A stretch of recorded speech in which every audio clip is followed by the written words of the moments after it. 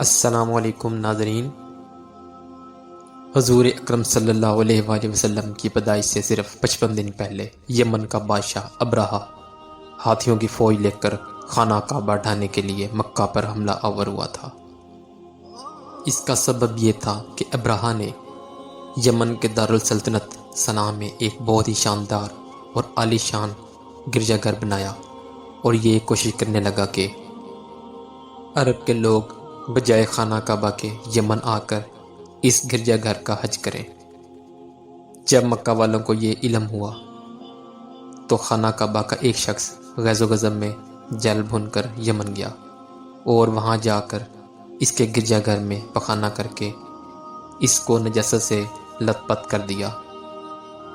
جب ابرہہ نے یہ واقعہ سنا تو وہ طیش میں آپے سے باہر ہو گیا اور خانہ کعبہ کو ڈھانے کے لیے ہاتھیوں کی فوج لے کر مکہ پر حملہ کر دیا، اور اس کی فوج کے اگلے دستے نے مکہ والوں کے تمام اونٹوں اور دوسرے مویشیوں کو چھین لیا۔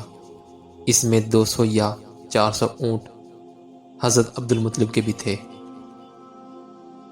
حضرت عبد المطلب کو اس واقعے سے بڑا رنج پہنچا۔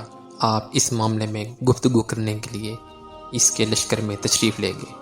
جب ابرہہ کو معلوم ہوا کہ قریش کا سردار اس سے ملاقات کرنے کے لیے آیا ہے تو اس نے آپ کو اپنے خیمے میں بلایا، اور جب حضرت عبد المطلب کو دیکھا کہ ایک بلند قامت، روبدار اور نہایت ہی حسین و جمیل آدمی ہے جن کی پیشانی پر نور نبوت کا جاہ و جلال چمک رہا ہے، تو صورت دیکھتے ہی ابرہہ مرعوب ہو گیا اور بے اختیار تخت شاہی سے اتر کر آپ کی تعظیم کے لیے کھڑا ہو گیا اور اپنے برابر بٹھا کر دریافت کیا کہ کہیے سردار قریش، یہاں آپ کی تشریف آوری کا کیا مقصد ہے؟ حضرت عبد المطلب نے جواب دیا کہ ہمارے اونٹ اور بکریاں وغیرہ جو آپ کے لشکر کے سپاہی ہانک کر لے آئے ہیں، آپ ان سب مویشیوں کو ہمارے سپرد کر دیجئے۔ یہ سن کر ابرہہ نے کہا، اے سردار قریش، میں تو یہ سمجھتا تھا کہ آپ بہت ہی بلند حوصلہ اور شاندار آدمی ہیں، مگر آپ نے مجھ سے اپنے اونٹوں کا سوال کر کے میری نظروں میں اپنا وقار کم کر دیا۔ اونٹ اور بکری کی کیا حقیقت ہے؟ میں تو آپ کے خانہ کعبہ کو توڑ پھوڑ کر برباد کرنے کے لیے آیا تھا، آپ نے اس کے بارے میں کوئی گفتگو نہیں کی۔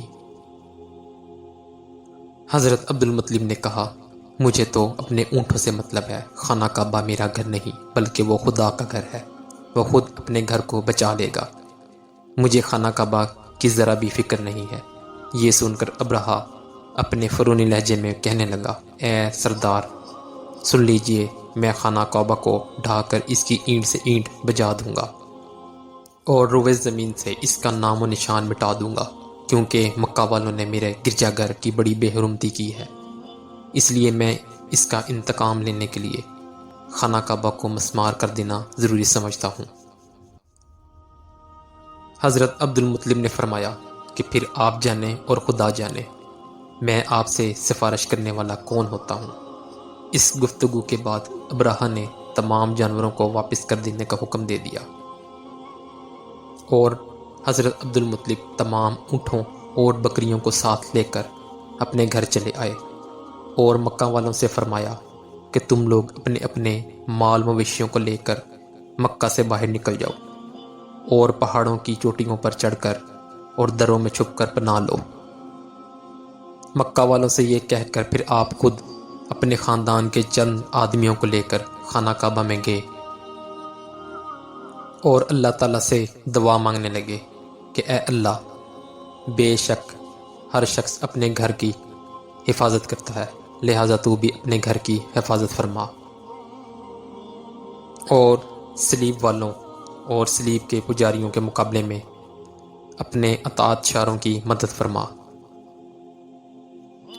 حضرت عبد المطلب نے یہ دعا مانگی اور اپنے خاندان والوں کو ساتھ لے کر پہاڑ کی چوٹی پر چڑھ گئے اور خدا کی قدرت کا جلوہ دیکھنے لگے۔ ابراہہ جب صبح کو خانہ کعبہ ڈھانے کے لیے اپنے لشکر اور ہاتھیوں کی قطار لے کر ساتھ آگے بڑھا اور مقام مغمس میں پہنچا تو خود اس کا ہاتھی جس کا نام محمود تھا ایک دم بیٹھ گیا۔ اس کے لوگوں نے ہاتھی کو بار بار مارا اور للکارا لیکن ہاتھی نہ اٹھا۔ اسی حال میں قہر الہی ابابیلوں کی شکل میں نمودار ہوا اور ننھے ننھے پرندے جھنڈ کے جھنڈ جن کی چونچ اور پنجوں میں تین تین کنکریاں تھیں سمندر کی جانب سے حرم کعبہ کی طرف آنے لگے۔ ابابیلوں کے ان لشکروں نے ابراہہ کی فوجوں پر اس زور و شور سے سنگ باری شروع کر دی کہ آن کی آن میں ابراہہ کے لشکر اور اس کے ہاتھیوں کے پرخچے اڑا دیے۔ ابابیلوں کی سنگ باری خداوند قہار اور جبار کے قہر و غضب کی ایسی مار تھی کہ جب کوئی کنکری کسی ہاتھی سوار پر پڑتی تو وہ اس آدمی کے بدن کو چھیدتی ہوئی ہاتھی کے بدن سے پار ہو جاتی تھی۔ ابراہہ کی فوج کا ایک آدمی بھی زندہ نہیں بچا اور سب کے سب ابراہہ اور اس کے ہاتھیوں سمیت اس طرح ہلاک و برباد ہو گئے کہ ان کے جسموں کی بوٹیاں ٹکڑے ٹکڑے ہو کر زمین پر بکھر گئیں۔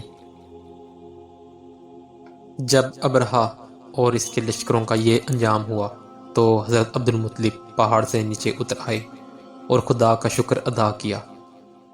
ان کی اس کرامت کا دور دور تک چرچا ہو گیا اور تمام اہل عرب ان کو ایک خدا رسیدہ بزرگ کی حیثیت سے قابل احترام سمجھنے لگے۔ ایسی مزید ویڈیوز دیکھنے کے لیے ہمارے چینل کو لائک اور سبسکرائب کریں۔ اپنا بہت سا خیال رکھیے گا۔ اللہ حافظ۔